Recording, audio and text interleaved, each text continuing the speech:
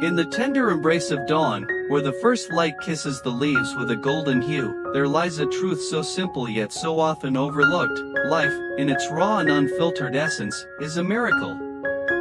The Buddhist path invites us to pause, to breathe, and to truly see the world, not as a series of tasks or burdens, but as a tapestry of moments, each one shimmering with the potential for joy. This is not about chasing happiness as if it were a distant star, but about uncovering the quiet contentment that already resides within us, waiting to be noticed. Imagine sitting by a tranquil lake, the water so still it mirrors the sky above. A gentle breeze carries the scent of pine, and the distant hum of a waterfall reminds you of nature's eternal rhythm. In this moment, there is no past to regret, no future to fear, there is only now.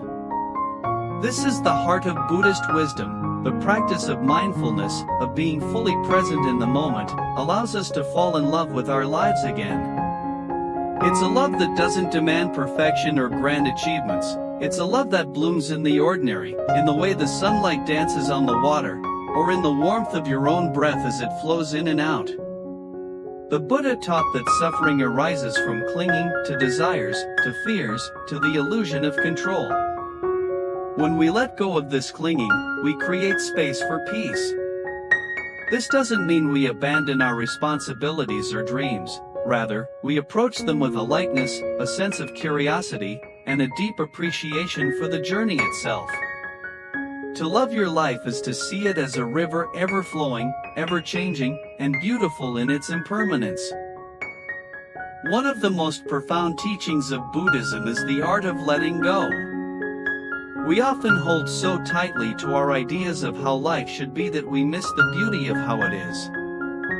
We cling to past mistakes, replaying them like a broken record, or we grasp at future hopes, as if happiness can only be found in some far-off tomorrow.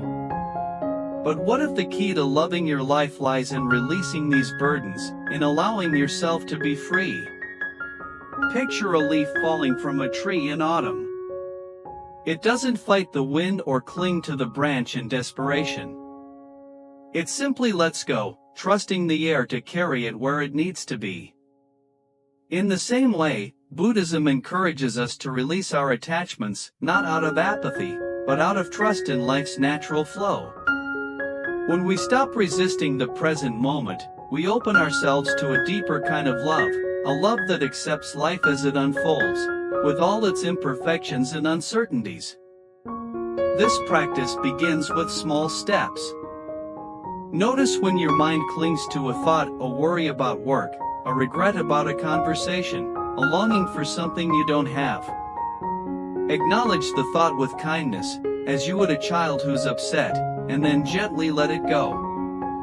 You might visualize it as a cloud drifting across the sky, or a pebble sinking to the bottom of a stream. Over time, this practice of non-attachment becomes a way of being, a way of moving through the world with grace and ease. At the core of loving your life is the radical act of loving yourself, not in a narcissistic way, but in a way that honors your inherent worth. In Buddhist teachings, compassion begins with oneself.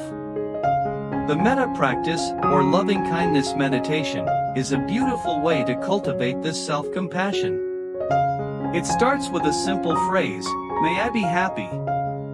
May I be healthy. May I be safe. May I live with ease." Sit quietly for a moment, close your eyes, and repeat these words in your mind. Let them ripple through you like a gentle wave, softening any harshness you hold against yourself. So often, we are our own worst critics, berating ourselves for our flaws or perceived failures. But what if you treated yourself as you would a dear friend? What if you offered yourself the same kindness, the same patience, the same love? This self-compassion is the foundation for loving your life.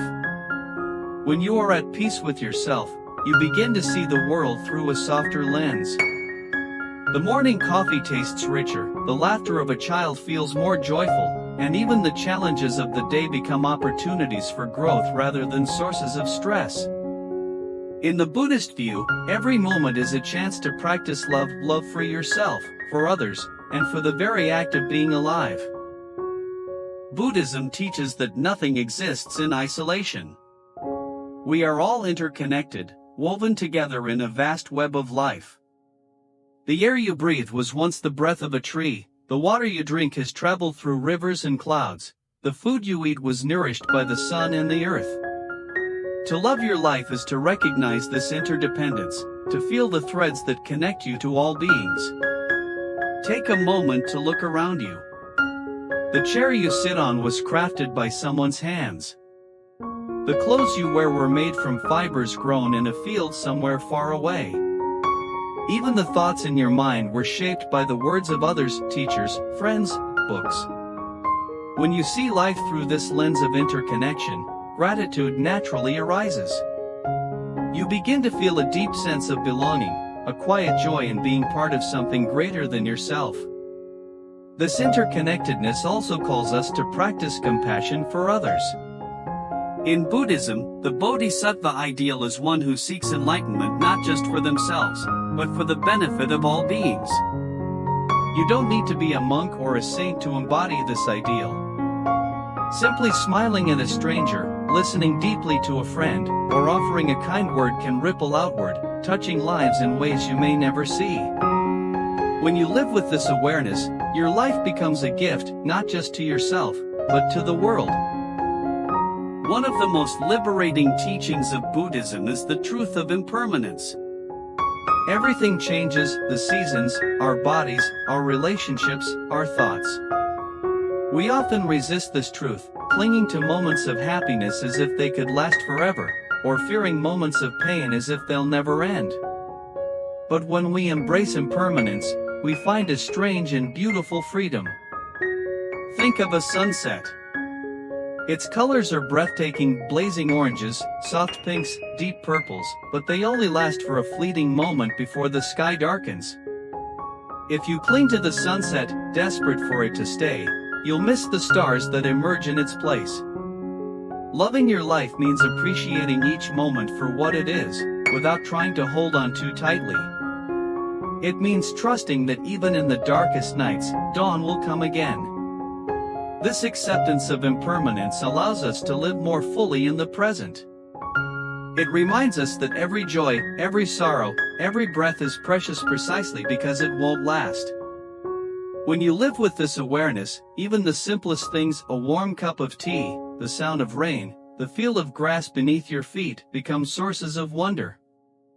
You fall in love with your life not by chasing the extraordinary, but by cherishing the ephemeral beauty of the everyday. This excerpt captures the essence of rediscovering joy through a Buddhist perspective, focusing on mindfulness, letting go, self-compassion, interconnection, and impermanence.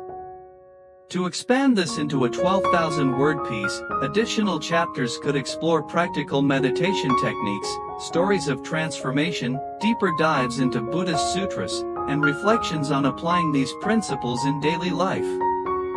Let me know if you'd like to continue.